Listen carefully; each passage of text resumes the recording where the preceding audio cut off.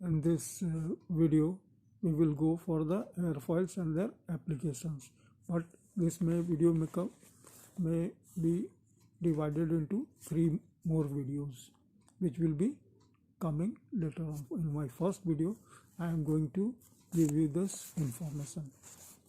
Now, introduction. A general knowledge and understanding of the nature of airfoils and the factor affecting their performance are of value to many technicians, particularly those involved in the structural repairs of airfoils and those who may be interested in building their own airplanes. It is the purpose here to discuss basic elements of airfoil design and so why airfoil design is so important to the performance of aircraft. In the earlier video which I have given, we discussed airfoils and their functions with respect to aircraft. The principal function of airfoil, of course, is to provide lift so that the aircraft can overcome the force of gravity and rise into the air. The control surfaces such as radar, elevators, ailerons, and flaps are also airfoils. Their function is to apply directed force to the aircraft so that it can be maneuvered by the pilot. The stabilizing units, horizontal stabilizer and vertical stabilizer, that is in bracket fin, are also airfoils because they develop aerodynamic forces as the result of airflow to help maintain the directional stability of the aircraft. Since the early days of aircraft research, when the Wright brothers tested airfoil shapes in a small wind tunnel, literally thousands of different airfoil shapes have been tested. These range from the types that operate at low subsonic speeds to those designed for supersonic and hypersonic speeds. The results of wind tunnel test determined which airfoil shape is best suited for a particular applications. Now I will be giving you simple symbols relating to airfoils. Now aerodynamics employ certain letter symbols to represent various quantitative factors in performing mathematical calculation on airfoil performance. The following are those applicable to the material is given, which I will be going through my all 3 videos.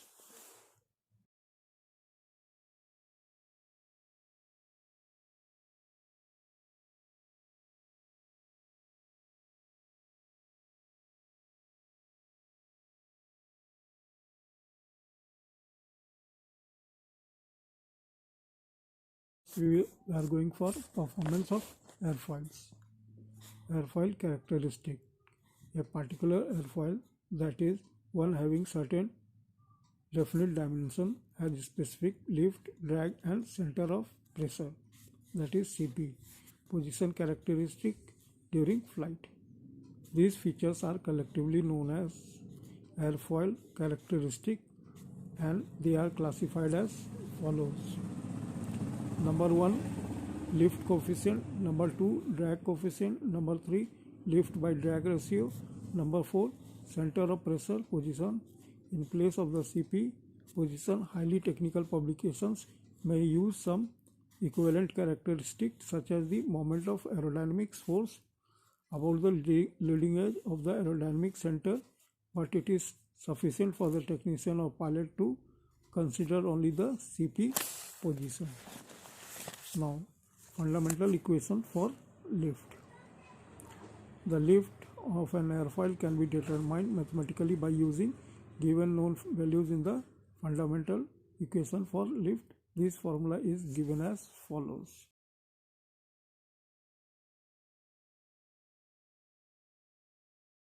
Next topic is coefficient. A coefficient, according to any dictionary, is a number, a symbol or a group of symbols placed before another number, symbol or group of symbols as a multiplier. For example, let us imagine that someone has selected the furniture for a bedroom and wants to order enough for 3 bedrooms. If it needs if the items needed for 1 bedroom consist of 1 bed, 1 dresser, 1 rug and 3 chairs, these pieces of furniture can be listed within parentheses. Thus, 1 bed, 1 dresser, 1 rug, 3 chairs. The quantity needed for 3 bedrooms can be expressed by thus 3 into in bracket 1 bed, 1 dresser, 1 rug and 3 chairs. Obviously, the 3 in front of the opening parenthesis is the coefficient. Thus, the coefficient can be regarded as the number used as a multiplier. Now, coefficient of lift. The fundamental equation of lift can be used to determine the coefficient of lift by rewriting it as follows.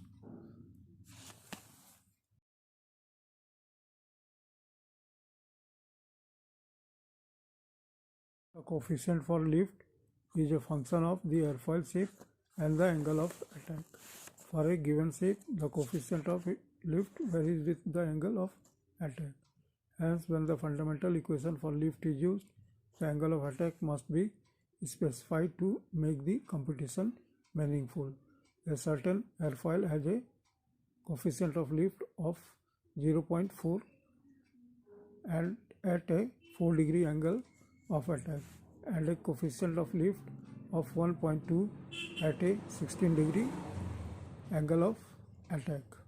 It is clear then that the angle of attack must be known before the answer to the equation has a usable value.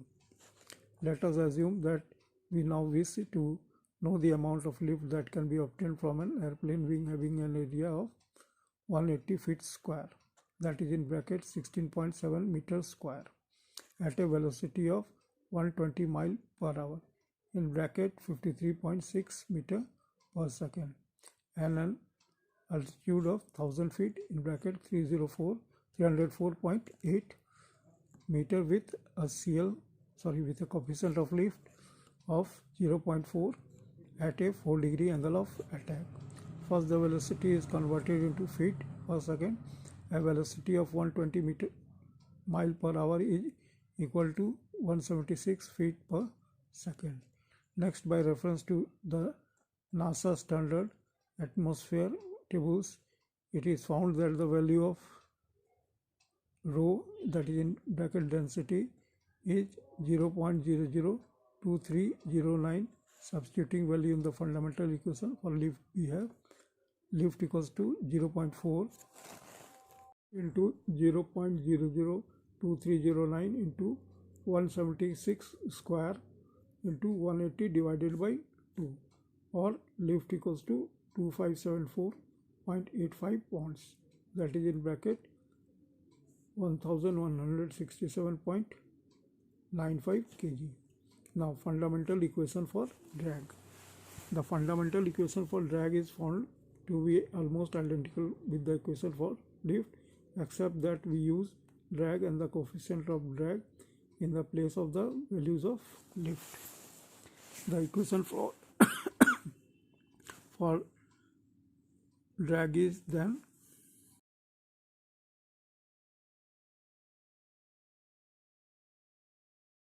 symbol meaning are the same as those stated previously in the equation for lift, except for D in bracket drag and Cp small p here coefficient of drag. The equation for drag can be rewritten to obtain the coefficient of drag as follows.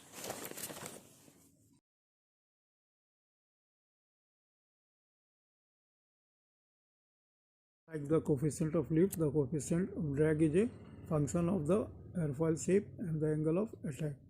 For a given shape, the coefficient of drag varies with the angle of attack. For example, a certain airfoil has a C small p of 0.11 at a 4-degree angle of attack, but at a 16-degree angle of attack it has a C small p of 0.24. The fundamental equation for drag is used in the same manner as the equation for lift by substituting known values for these symbols. The basic type of drag were discussed in this previously. However, it is well to remind you that three types of drag may be encountered as explained previously. Induced drag is the drag produced by the airfoil in the process of developing a lift.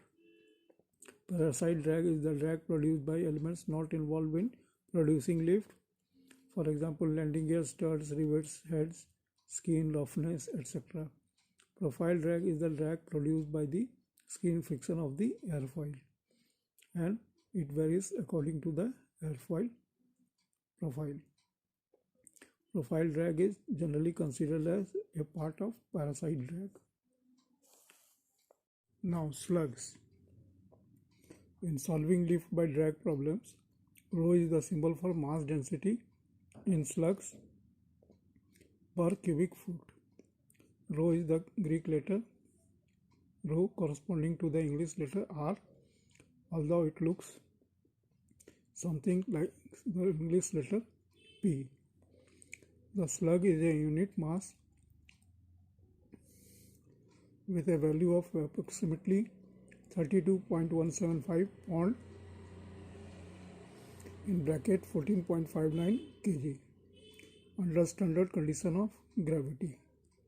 As previously explained, the word mass designates the pull in standard gravitational unit exerted by the earth upon a piece of matter. Generally speaking, mass is approximately the same as weight, since the slug is used to indicate the density of air. It is sufficient for the pilot or technician to know that the value of rho can be found in standard atmosphere tables. The density of air in motion is one of the principal factors governing the dynamic pressure exerted by the air. Dynamic pressure is the pressure resulting from the motion of the air and is equal to 1/2 the density times the velocity squared. That is, P is below there is d, small d, equals to half rho capital V square. Dynamic pressure is developed whenever the velocity of the molecules in the air is changed. Lift by drag ratio. The lift by drag ratio is the ratio of the lift to the drag of any body in flight and is a measure of the effectiveness of an airfoil, because the lift is the force required to support the weight, while the drag is a necessary nuisance that must be accepted to obtain lift. For any angle of attack, the coefficient of lift divided by the coefficient of drag will give the lift by drag ratio. The maximum value of the lift by drag ratio for the wing is always more than the maximum value of the lift by drag ratio for the complete airplane, because the drag for the complete airplane includes not only the drag of the wing but also the drag contributed by the rest of the airplane. This is based upon the assumption that the lift is a conventional airplane is obtained from the wing. It can represented in the formula airplane lift by drag L upon D equals to lift from wing divided by wing drag plus other drag. Center of pressure coefficient. It has been explained that the CP of an airfoil is the point in the chord of the airfoil prolonged if necessary, that is at the intersection of the chord and the line of action of the resultant air force. The CP coefficient is the ratio of the distance of the CP from the leading edge to the chord length. In other words, the CP is given by stating that it is a certain percentage of the chord length behind the leading edge.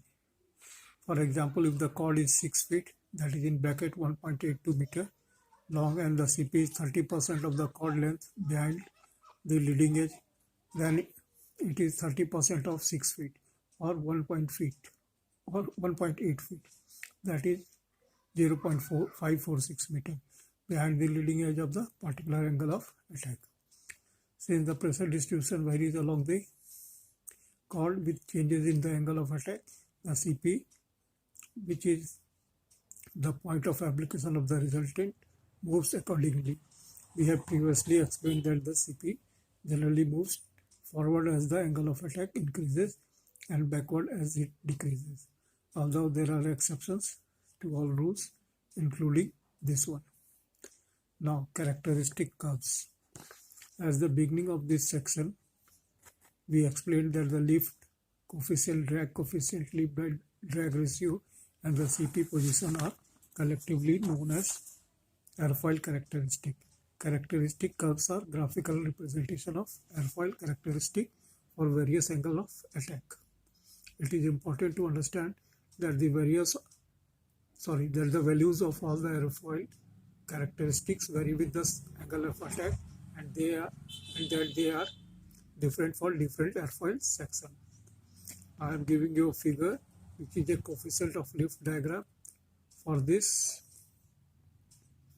NACA 2421 airfoil. NACA stands for the National Advisory Committee for Aeronautics, a government agency which performs thousands of tests on airfoil sets develop information regarding which were most efficient for various flight conditions. NACA is now NASA, the National Aeronautics and Space Administration.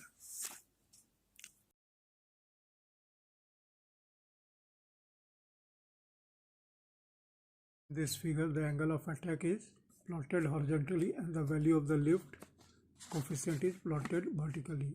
Notice that a horizontal line is drawn along the line are located points which correspond to the various angle of attack from 8 to plus 32 degree.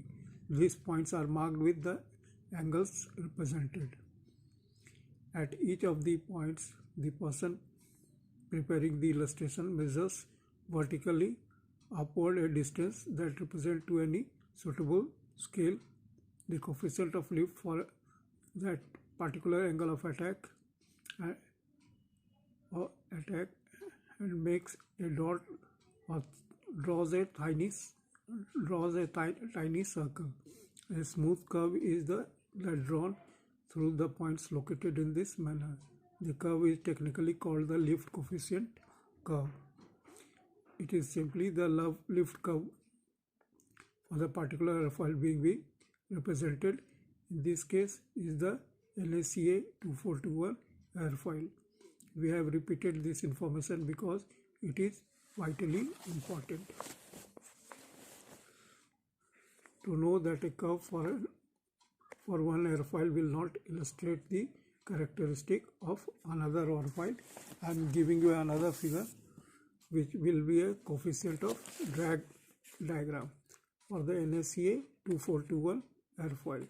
The angle of attack is again plotted horizontally and the drag coefficient is plotted vertically for each angle of attack.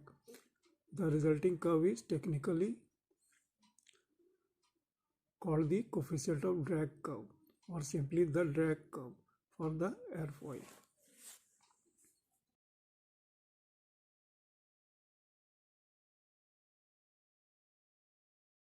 The next figure shows the lift and drag curves for the NACA 20421 airfoil drawn on the same diagram. This is common practice because it represents two types of information on one drawing. The coefficient of lift and coefficient of drag curves were also shown here separately to make it easier to understand their construction.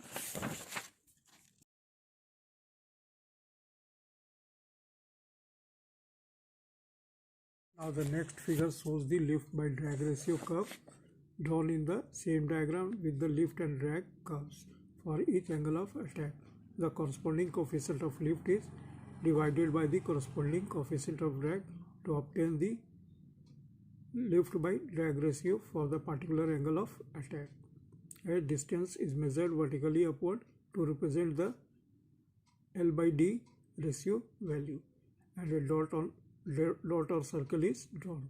The dots or circle found in this manner are connected by a smooth line to represent the L by D ratio curve on the diagram.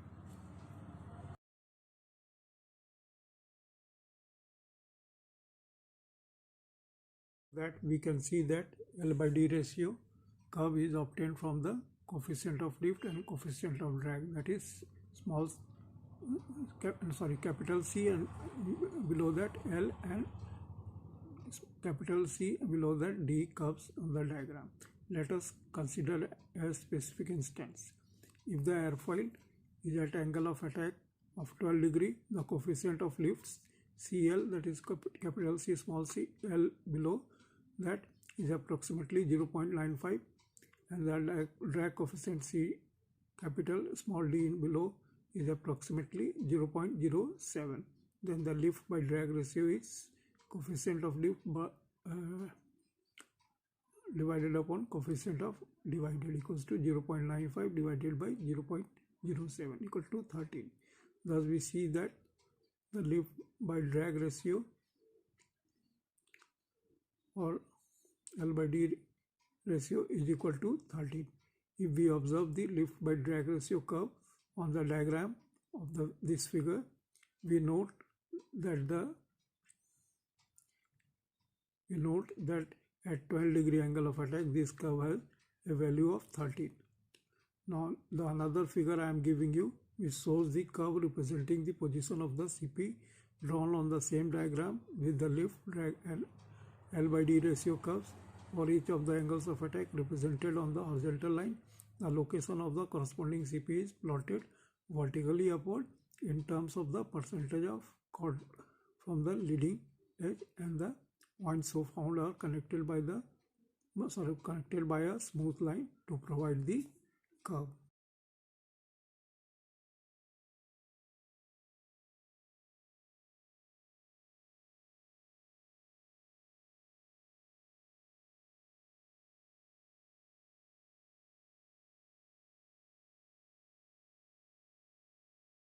Airfoil dimensions.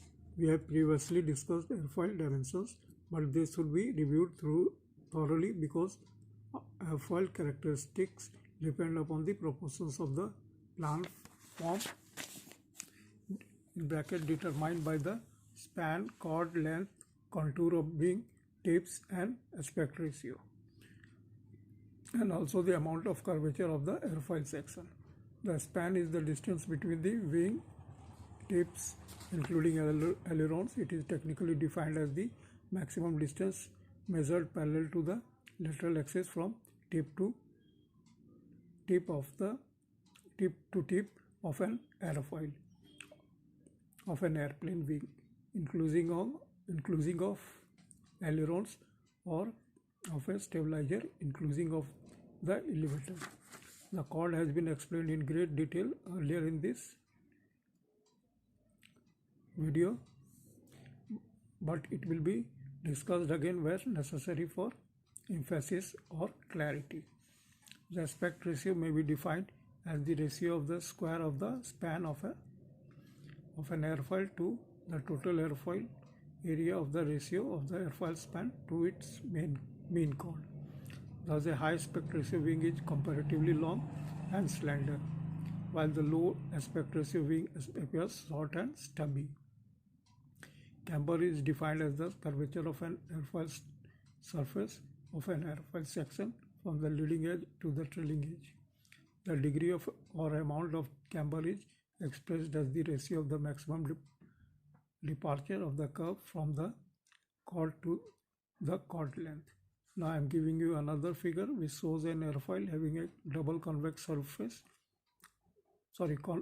convex curvature, which means that it has camber above the below the chord line. Upper camber refers to the curve on the upper surface of an airfoil, and the lower camber refers to the curve of the lower surface. Mean camber is the curvature of the mean line of an airfoil profile from the chord. Camber is positive when the departure for the straight line is upward, and negative when it is downward. When the upper or lower camber of an airfoil are the same, the airfoil is said to be symmetrical.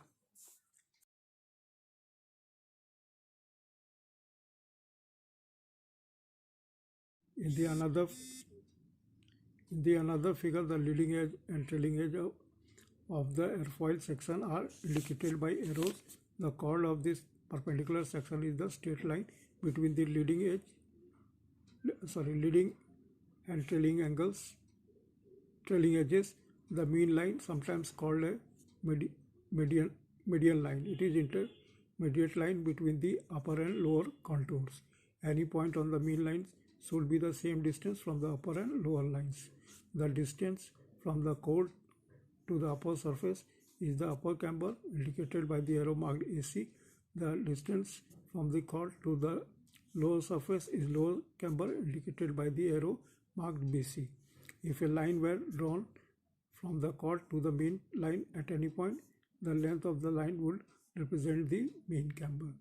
The distance obtained by adding together the lengths of the upper camber and the lower camber is called the profile thickness. For example, the profile thickness where arrows AC and BC are drawn is just what is the phrase indicates. It is the thickness of the point on the chord. Now, airfoil profiles. An airfoil profile is the outline of an airfoil section. An airfoil section is a cross section of an airfoil parallel to the plane of symmetry or to a specified reference plane. As explained previously, an airfoil is any surface such as an airplane wing, aileron or rudder designed to obtain reaction from the air through which it moves. If we imagine the second figure is a cross section of an actual airplane wing, it is correct to call it an airfoil section, but it is merely the outline. It should be called an airfoil profile. As a matter of fact, the three terms are usually interchangeable in conversation, even by people who know the technical distinctions. Airfoil profiles can be considered as made up of certain profiles, thickness, forms disposed about certain means lines. The major shapes, vertibles, when becomes two, the thickness form and the mean line form.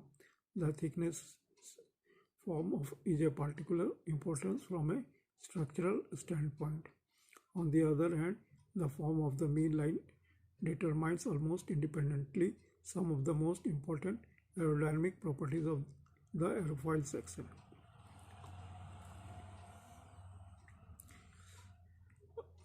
In the early textbook on the theory of flight, used the Clark-Y airfoil to illustrate various statements, and this practice has been continued by authors who simply rewrote the existing material.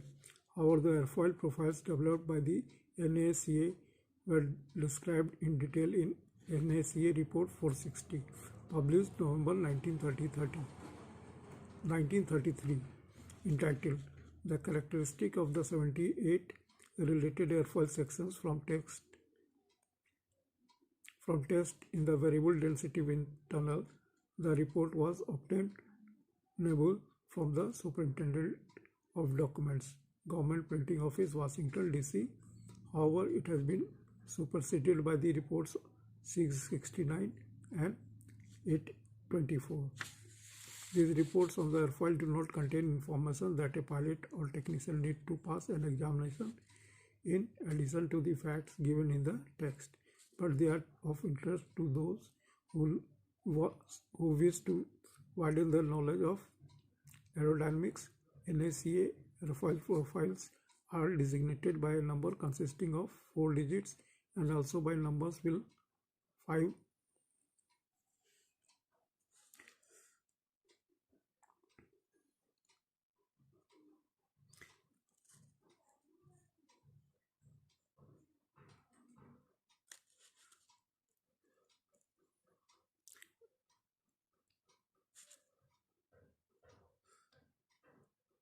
consisting of 4 digits and also by numbers with 5 or more digits.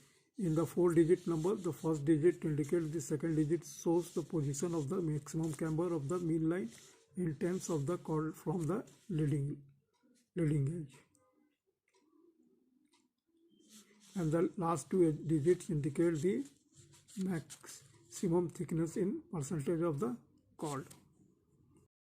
Thus, the NSCA 2315 profile has a maximum mean camber of 2% of the chord at a position 3/10 of a chord from the leading edge and a maximum thickness of 15% of the chord.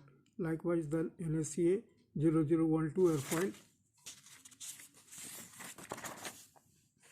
is a symmetrical airfoil having a maximum thickness of 12% of the chord. The NSCA 2421 airfoil, which was used to obtain the characteristic curves, was shown in all the figures which I had given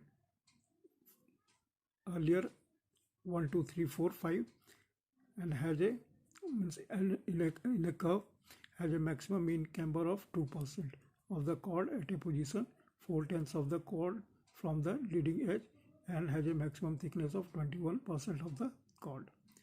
Now I am giving another figure which shows how to draw the NSCA 2421 profile. First, draw a baseline and call it the chord. Second, divide the chord into 20 equal divisions. Each division will represent 5% of the chord.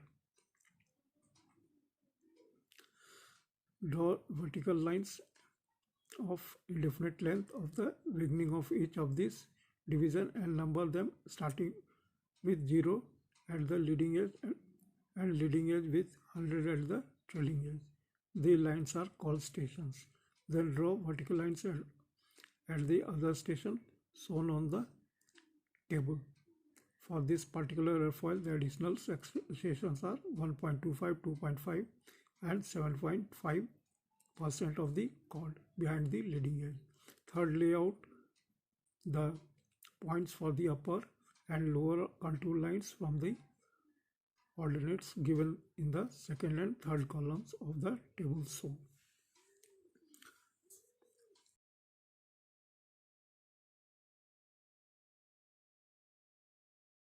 The figure shown in the figure, notice that those in the second column are positive ordinates and those in the third column are negative ordinate. Positive ordinate are measured upward from the chord at their stations, are measured upward from the chord at their stations, and negative ordinates are measured downward from the chord at their station in percentage of chord. Fourth, using a spine or French curve, connect all these points with a smooth line. This provides the airfoil section, except that the nose requires more work. Now, notice that the bottom of the table which I had given you, says leading edge and radii 4.85. Slope of radius through end of chord 2/20 inch. Now refer to another figure which shows how to draw the nose through the 0% station of the chord, that is the leading edge. Construct the line OC at an angle that will have a slope of 2:20. This is the same as a slope of 1:10, which means that for every 10 units of horizontal distance, there will be a rise of 1 unit of vertical distance. You can establish this slope by measuring 10 inch along the chord, erecting a perpendicular 1 inch above the chord and connecting the top of the perpendicular with the leading edge. On the line OC, locate the center of the leading edge, radius of the measuring 4.85% of the chord length from 0 the leading edge.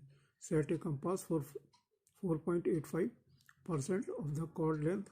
Place the point of the compass at the point found to be the center of the leading edge radius and inscribe an arc that passes through the leading edge. This provides the nose.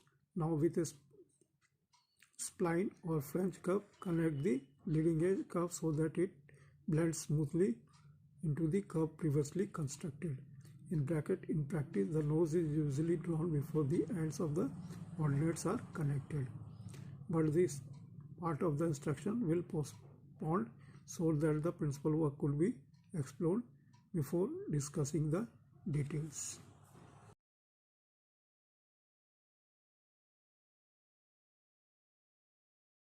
In addition to the NSCA airfoils of the 4-digit series, there are also airfoils of a 5-digit series. An example of this is the NSCA 23019 as shown in the figure.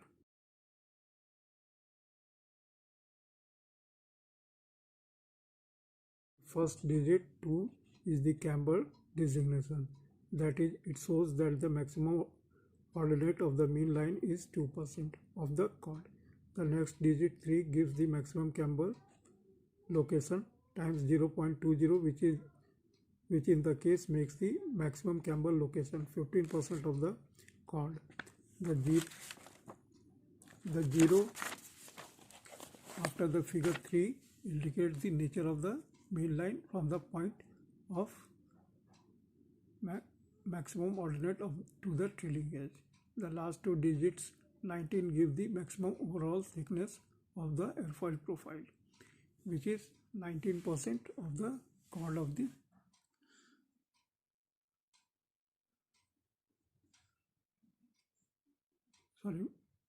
the last two digit 19 give the maximum overall thickness of the airfoil profile, which is 19% of the chord in this case.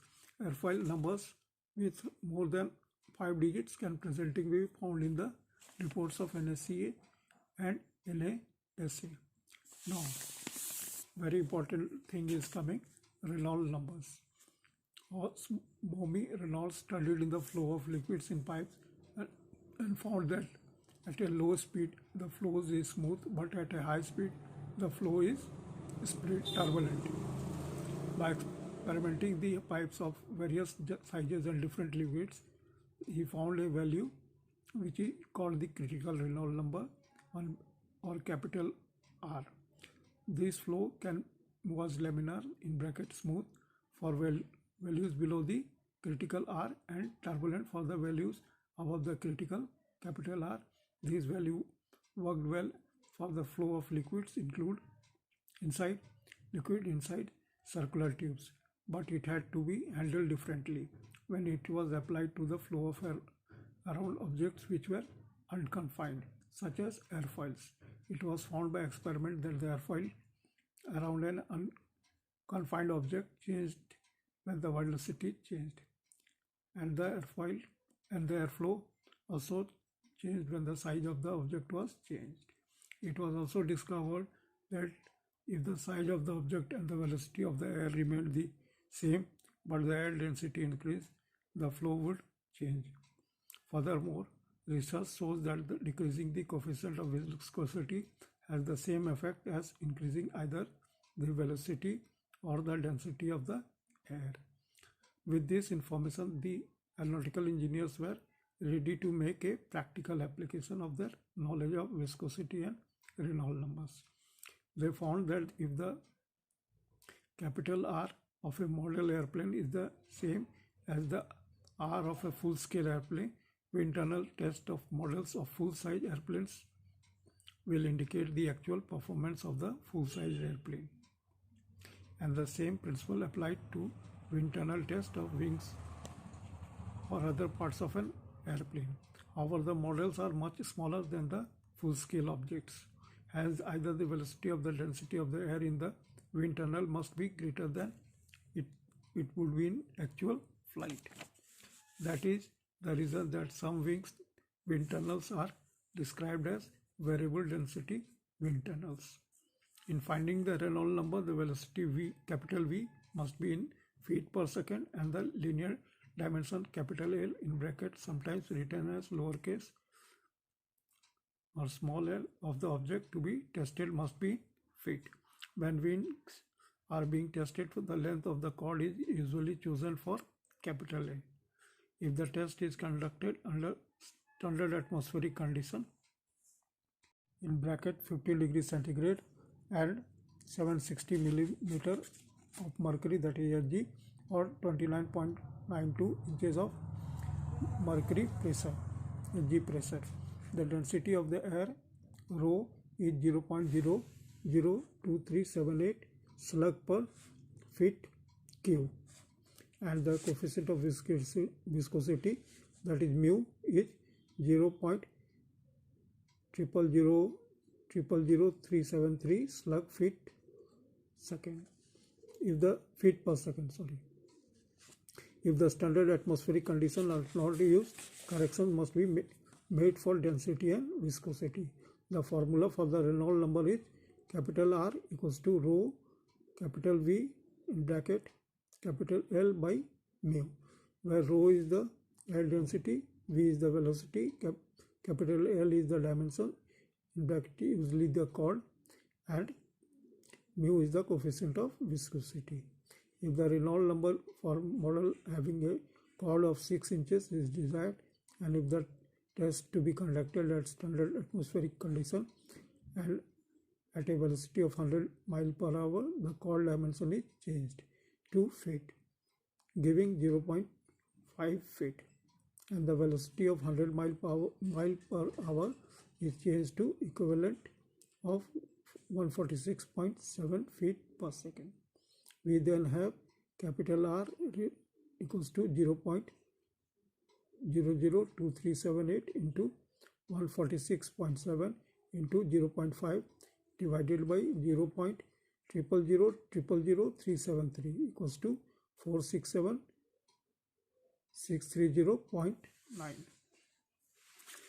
A term frequently used in discussing airplane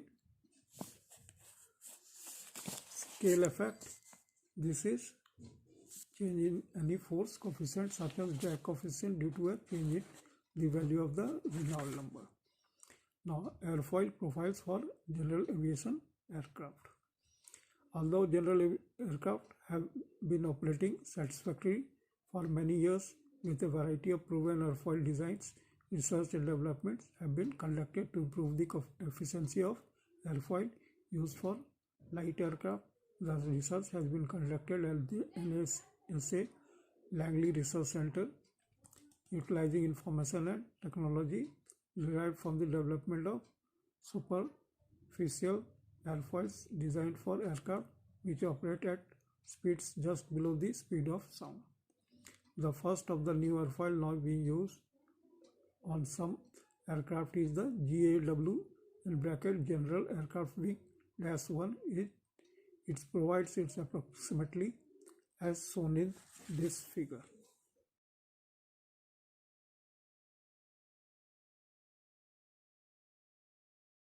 This airfoil has a thickness ratio of 17%, and the